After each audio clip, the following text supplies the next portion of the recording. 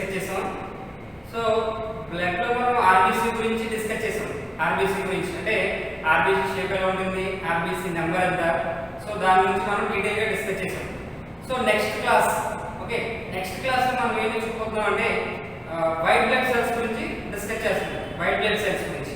So white blood cells వాటి key role, next వాటిలో ఉండే డిఫరెంట్ టైప్స్ ఆఫ్ సెల్స్ గురించి మనం డిస్కస్ చేస్తాం అన్నమాట. సో యాక్చువల్లీ మనం ఆర్బీసీ గురించి ఆర్బీసీని ఎరిథ్రోసైట్స్ అన్నాం. సో వాటిలో ఉండే నెంబర్ గురించి డిస్కస్ చేసాం. సో వాటిలో ఉండే డిఫరెంట్ షేప్స్. సో ఆర్బీసీ మనం దేనికి యూజ్ చేస్తుందంటే డిఫరెంట్ టైప్స్ ఆఫ్ మెటీరియల్స్ ని బాడీ పార్ట్స్ అన్నిటికి సప్లై చేస్తుందని డిస్కస్ చేసాం. సో దానిలో ఉండే డిఫరెంట్ షేప్స్ అంటే స్పెరికల్ షేప్ అంటే ఆర్బీసీ ఎలా ఉంటుంది మనకి డిఫరెంట్ షేప్స్ లో ఉంటుందని చెప్పాం కదా. సో ఇది మళ్ళీ 120 డేస్ తర్వాత చనిపోతుందని చెప్పాం. సో అలాగే నెక్స్ట్ సో దాంతో పాటు ఆర్బీసీతో పాటు నదర్ సెల్స్ అంటే ఇంకొక సెల్స్ మిగతా సెల్స్ ఏమున్నాయంటే మనకి బ్లడ్ లో డబ్ల్యూబీసీ అంటే వైట్ బ్లడ్ సెల్స్ అంటారు.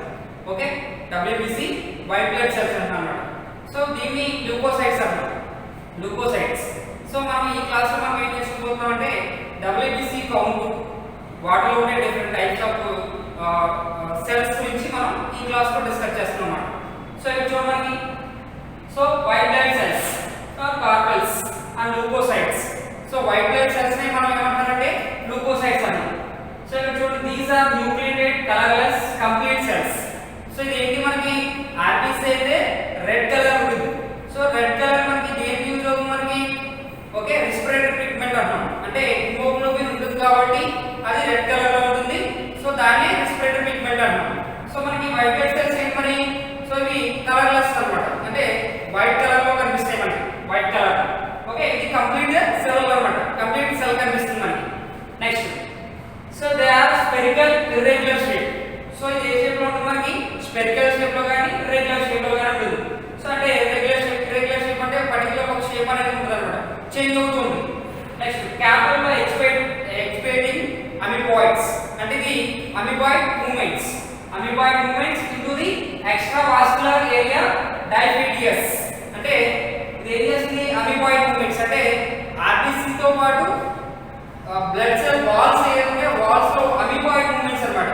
అమీబాయిడ్ మూవ్మెంట్స్ అంటే ఒక ప్లేస్ నుంచి ఇంకో ప్లేస్ కి ఈ బ్లడ్ సెల్స్ అనేవి ఎలా మూవ్ అవుతున్నాయి, బ్లడ్ సెల్స్ వాల్స్ నుంచి వాటి నుంచి మనకి వాటి అతుక్కుని ఇవి మూవ్మెంట్ అనేది జరుగుతుంది అన్నమాట white blood cells. Next they are large in size and less in number when the compared to RBC. Okay, RBC తో కనుక మనం ఈ డబ్ల్యూబీసీ ని కంపేర్ చేస్తే ఆర్బీసీ కంటే తక్కువ ఉంటుంది, సైజులో మాత్రం పెద్దగా ఉంటుంది అన్నమాట. The total leucocytes count in 6000 to 10,000 per cubic millimeters blood under the normal conditions.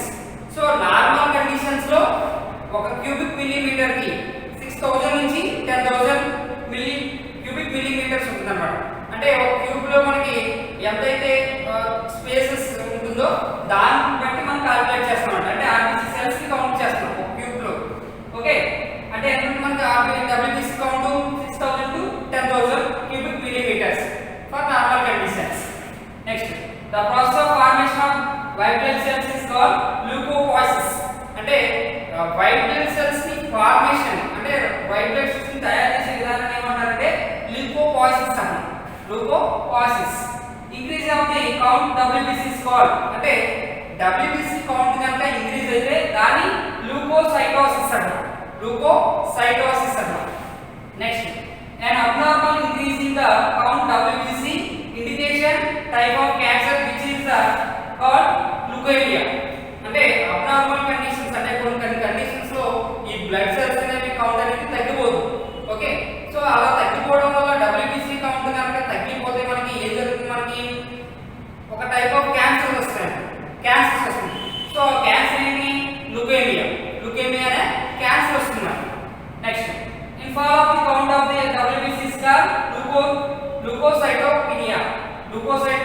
అంటే WBC కౌంట్ కనుక తగ్గిపోతే దాన్ని leukocytopenia అంటాం. Next, so this is the blood stream అన్నమాట. బ్లడ్ స్ట్రీమ్ లో మనకి WBC తో పాటు RBC తో పాటు WBC కూడా ఉంటుంది. ఇది అన్నమాట ఇది. ఓకే, సో ఇది ఎలా ఉంది, ఆర్బిసి కన్నా సైజ్ లో ఎక్కువ ఉంది కానీ నెంబర్ మాత్రం తక్కువ ఉండేది, డబ్ల్యూబిసి కౌంట్ మాత్రం తక్కువ ఉండేది కానీ షేప్ వచ్చేసరికి పెద్ద సైజ్ ఉంటుంది అన్నమాట. అంటే ఇంక్రీజింగ్ అంటే ఆర్బిసి కన్నా పెద్ద సైజ్ కనిపిస్తుంది మనకి. Next, these are two main different types in WBC. WBC వచ్చేసరికి మెయిన్ గా టూ టైప్స్. అది ఏంటి మనకి, గ్రాన్యులోసైట్స్, అగ్రాన్యులోసైట్స్ అన్నమాట.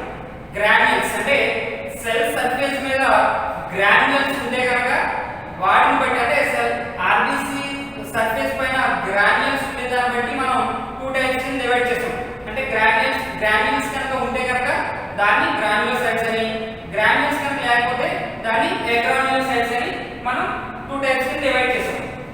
They process of cytoplasmic granules అంటే సైటోప్లాస్మ్ అంటే సెల్ సర్ఫేస్ మీద ఉండే గ్రాన్యుల్స్ ఏవైతే వాటిని బట్టి టూ టైప్స్ కింద డిఫరెంట్ డివైడ్ చేస్తాం. Okay, nucleus the granulocytes divide into loops. అంటే న్యూక్లియస్ గ్రాన్యుల్స్ లో సెల్స్ లో ఉండే న్యూక్లియస్ ఏవైతే ఉన్నాయో ఆ న్యూక్లియస్ లూప్స్ అనేవి డిఫరెంట్ గా ఉంటాయి. అంటే మనం ఏమనుకున్నాం ప్రీవియస్ క్లాసెస్ లో ప్రతి సెల్ లోని న్యూక్లియస్ ఉంటుంది, దానికి డిఫరెంట్ షేప్ ఉంటుందని చెప్పి. సో ఇక్కడ న్యూక్లియస్ ఉంటుంది, ఆ న్యూక్లియస్ డిఫరెంట్ లూప్స్ కింద డివైడ్ అవుతుంది అన్నమాట. Okay, they different shapes are called polymorph. అంటే అది డిఫరెంట్ షేప్స్ లో ఉంటుంది కనుక దాన్ని మనం పాలిమార్ఫ్ అంటాం. అంటే పాలిమార్ఫ్ న్యూక్లియర్ ల్యూకోసైట్స్. పాలిమార్ఫ్ అంటే ఒకే షేప్ లో ఉంటే కనుక దాన్ని వేరుగా పిలుస్తాం. ఈ న్యూక్లియస్ అనేది డిఫరెంట్ షేప్స్ లో ఉంటుంది కాబట్టి దాన్ని ఏమన్నా పాలిమార్ఫ్ అంటాం. అంటే డిఫరెంట్ షేప్స్ ఉంటుంది న్యూక్లియస్ అనేది.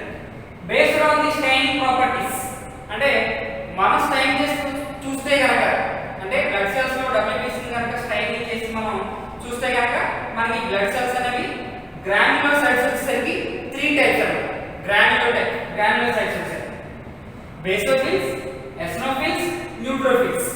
Okay, basophils, eosinophils, neutrophils. ఇక్కడ చూడండి బేసోఫిల్స్ చూడండి మనకి.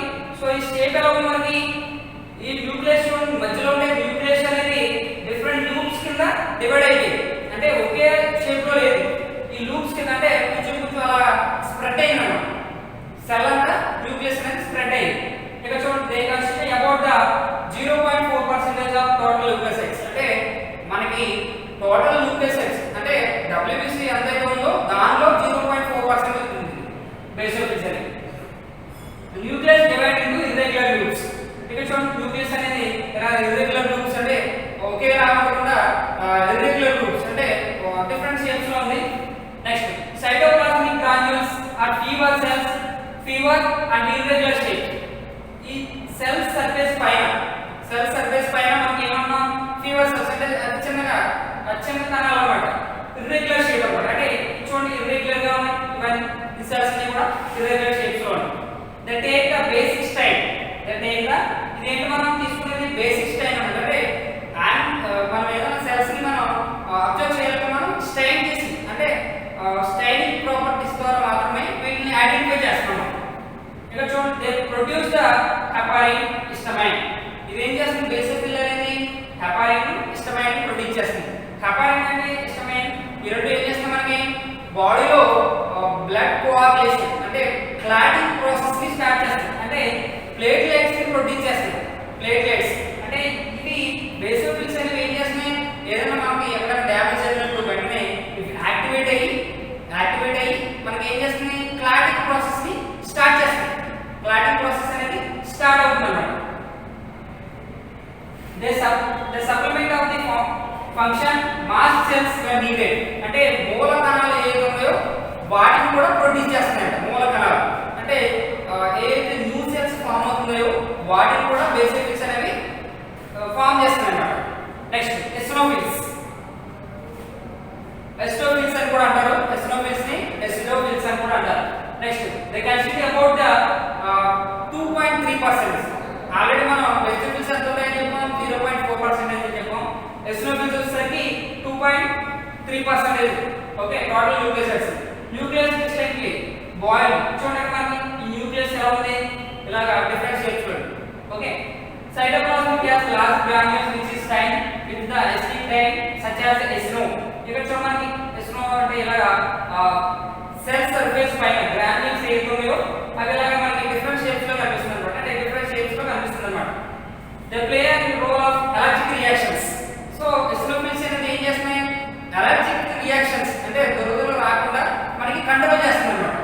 ఇక్కడ చూడండి they number increasing during the allergic reactions and helminthic infections. అంటే ఈ నంబర్ కనుక అంటే ఎసినోఫిల్స్ నంబర్ కనుక ఇంక్రీజ్ అవుతుంది అంటే ఇంక్రీజ్ అయితే కనుక మనకి అలర్జిక్ రియాక్షన్స్ వస్తాయి అన్నమాట. అంటే ఈ నంబర్ ఇంక్రీజ్ అవ్వకుండా ఈ అలర్జిక్ రియాక్షన్స్ అంటే నార్మల్ కండిషన్స్ లో మనకి ఏ మస్కిటోస్ అన్న మనకి మస్కిటో ఏదైనా మనం బైట్ చేసినప్పుడు మనకి ఏమొస్తుంది? అక్కడ మనకి స్వెల్లింగ్ వస్తుంది, అలర్జిక్ రియాక్షన్స్ కూడా వస్తాయి. సో ఆ అలర్జిక్ రియాక్షన్స్ కనుక మనకు వచ్చినట్టయితే మనం ఏం చేస్తుంది? ఎసినోఫిల్స్ అనేది వెంటనే యాక్టివేట్ అయ్యి సో అలర్జిక్ రియాక్షన్స్ నుంచి మనం ప్రొటెక్ట్ చేస్తాం, బాడీ ప్రొటెక్ట్ చేస్తాం అన్నమాట. They move in antigen antibody complexes అంటే యాంటీబాడీస్ ని ప్రొడ్యూస్ చేస్తాయి అన్నమాట. యాంటీజెన్స్ కి యాంటీబాడీస్ కాంప్లెక్స్ చేస్తాయి అంటే యాంటీజెన్స్ ని ఎక్కువ నంబర్ ఇంక్రీజ్ అవ్వకుండా కంట్రోల్ చేస్తాం అన్నమాట ఎసినోఫిల్స్ అని. Next neutrophils they consider about the 62%. ఈ ఎంత ఉన్నాయి? మాక్సిమం 62% ఉన్నాయి. ఓకే, న్యూక్లియస్ చూడండి ఎలా డివైడ్ అయిపోయింది. ఇక్కడ ఈ లూప్స్ చూడండి ఎలా డివైడ్ అయింది. న్యూక్లియస్ అనేది డిఫరెంట్ లూప్స్ కింద డివైడ్ అయింది. Specific granules and small update staining and neutral dye అంటే ఇలాగా అంటే ఇది చూడండి మనకి ఎలా షేప్ అంటే మిగతా సెల్స్ కి ఈ సెల్స్ కి డిఫరెంట్ షేప్స్ ఉన్నాయి. Okay, these are the active phagocytes commonly decrease the microscope పోలిస్మెంట్స్ అంటారు. సో వీటిని ఏమన్నా మైక్రోస్కోపిక్ పోలిస్మెంట్స్ అంటారు. అంటే చిన్న పోలిస్మెంట్స్ అన్నమాట. అంటే మైక్రోస్కోప్ తో మాత్రమే వీటిని చూడగలం కాబట్టి దీన్ని మైక్రోస్కోపిక్ పోలిస్మెంట్స్ అంటారు. The stain the neutrophils female stain of neutrophils of female mammals have sex chromatic body, domestic body attached the nucleus. అంటే సెక్స్ క్రోమాటిన్స్ అంటే ఫీమేల్ సెక్స్ ఆర్గాన్స్ ఏదోనో వాటిలో ఉండే సెల్స్ ఏదోనో వాటికి మనకి అటాచ్ అవుతుంది. న్యూట్రోఫిల్స్ అనేది అటాచ్ అవుతాయి అండి. ఓకే, సో అవి అటాచ్ అయినప్పుడు దాని బాడీ షేప్ ఎలా ఉంటుంది? డ్రమ్స్టిక్ లా ఉంటుంది అన్నమాట. డ్రమ్స్టిక్ లాగా చేంజ్ అవుతుంది. నెక్స్ట్ యాక్రాన్యులోసైట్స్. మనం గ్రాన్యులోసైట్స్ గురించి డిస్కస్ చేసాం కదా. యాక్రాన్యులోసైట్స్ మనకి నెక్స్ట్ సైటోప్లాస్మిక్ గ్రాన్యుల్స్ బట్టి గ్రాన్యుల్స్ ని డివైడ్ చేస్తాం మనం. సో సైటోప్లాస్మిక్ అంటే సెల్ సర్ఫేస్ మీద ఉండే డిఫరెంట్ ఆర్గనల్స్ సెల్ ఆర్గనల్స్ ఏవి ఉన్నాయో వాటిని బట్టి అంటే అవి కంప్లీట్ గా యాక్రాన్యులోసైట్స్ లో ఆబ్సెంట్ అయ్యి ఉంటాయి. Okay, nucleus divide into loops అంటే ఇందులో కూడా అంటే యాక్రాన్యులోసైట్స్ లో కూడా న్యూక్లియస్ అనేది డిఫరెంట్ లూప్స్ కింద డివైడ్ అయి ఉంటాయి. సో వాటిని బట్టి అవి ఎన్ని రకాల కింద డివైడ్ చేస్తాం? 2 టైప్స్ కింద, లిపోసైట్స్, మోనోసైట్స్ కింద. Lymphocytes, monocytes. ఇక్కడ చూడండి lymphocytes. So they consist about the 30% of total lymphocytes. Even వీళ్ళు ఉంటున్నాయి లిపోసైట్స్ అనేవి 30% ఉంటాయి. Okay, 30%. They are small spherical with the large spherical ఆ nucleus stain proper peripheral cytoplasm. అంటే ఇక్కడ చూడడానికి సైటోప్లాజం అంటే సెల్ సర్ఫేస్ పైన ఈ సైటోప్లాజం ఎలా ఉంది? డిఫరెంట్ షేప్స్ లో ఉంది. స్పెరికల్ షేప్ లో ఉంది. ఓకే, సో ఇది చిన్న సైజ్ లో ఉంటుంది అంటే పెద్ద సైజ్ లో ఉండదు, అన్నిటికంటే తక్కువ సైజ్ లో ఉంటుంది. They are functionally 2 types. ఇవి ఫంక్షనల్ గా 2 టైప్స్ కింద డివైడ్ చేస్తాం. బి లిపోసైట్, టి లిపోసైట్స్ కింద డివైడ్ చేస్తాం. ఓకే, ఇవి ఏం చేస్తాం? మనకి యాంటీబాడీస్ ప్రొడ్యూస్ చేస్తాం. యాంటీబాడీస్ అంటే ఇమ్యునాలజికల్ లో కీ రోల్ ప్లే చేస్తాం. అంటే ఇమ్యునాలజికల్ అంటే మన బాడీలోకి ఏదైనా ఫారెన్ పార్టికల్స్ కనుక మన బాడీలోకి ఎంటర్ అయితే వాటిని కిల్ చేయడానికి కీ రోల్ ప్లే చేస్తున్నాయి. ఓకే, అంటే ఇమ్యునాలజికల్ రియాక్షన్స్ అంటే యాంటీజెన్స్ ఏదైనా మన బాడీలో ఎంటర్ అయినాయి వెంటనే లిపోసైట్స్ అనేవి బి లిపోసైట్స్ ఏం చేస్తాయంటే ఐడెంటిఫై చేస్తాయి. అంటే ఏ టైప్ ఆఫ్ మన యాంటీజెన్స్ మన బాడీలోకి ఎంటర్ అయ్యాయో బి లిపోసైట్స్ ఐడెంటిఫై చేస్తాయి. వెంటనే టీ లిపోసైట్స్ ఏం చేస్తాయి? యాంటీబాడీస్ ప్రొడ్యూస్ చేసి వాటిని కిల్ చేస్తాయి అన్నమాట. వాటిని కిల్ చేస్తాయి. ఓకేనా? B lymphocytes, T lymphocytes. B lymphocytes ఏం చేస్తాయి? యాంటీజెన్స్ ని ఐడెంటిఫై చేస్తాయి. అదే టీ లిపోసైట్స్ అయితే ఏ టైప్ ఆఫ్ యాంటీజెన్స్ మనకి మన బాడీలోకి ఎంటర్ అయ్యాయో వాటికి యాంటీబాడీస్ ప్రొడ్యూస్ చేస్తాయి. Okay, okay some lymphocytes live only okay కొన్ని లింఫోసైట్స్ ఏంటి మెనీ ఇయర్స్ అంటే ఎక్కువ కాలం మనకి ఈ లింఫోసైట్స్ అనేవి బ్రతికే ఉంటాయి okay next monocytes they consist about the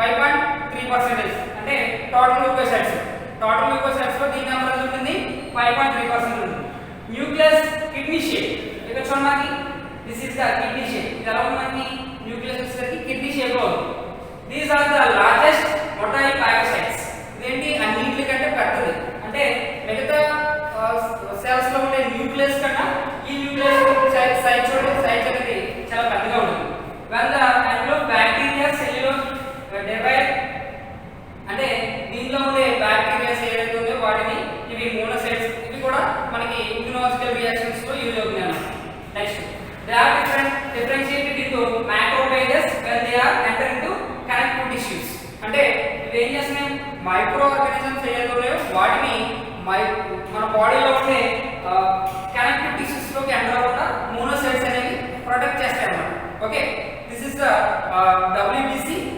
granulocytes agranulocytes దాంట్లో ఉండే డిఫరెంట్ టైప్స్ ఆఫ్ సెల్స్ వాటిలో ఉండే డిఫరెంట్ షేప్స్ గురించి మనం డిస్కస్ చేసాం సో నెక్స్ట్ క్లాస్ లో మనం ప్లేట్లెట్స్ గురించి నెక్స్ట్ క్లాస్ లో మనం డీటెయిల్ గా తెలుసుకుందాం ఓకే థాంక్యూ వెరీ మచ్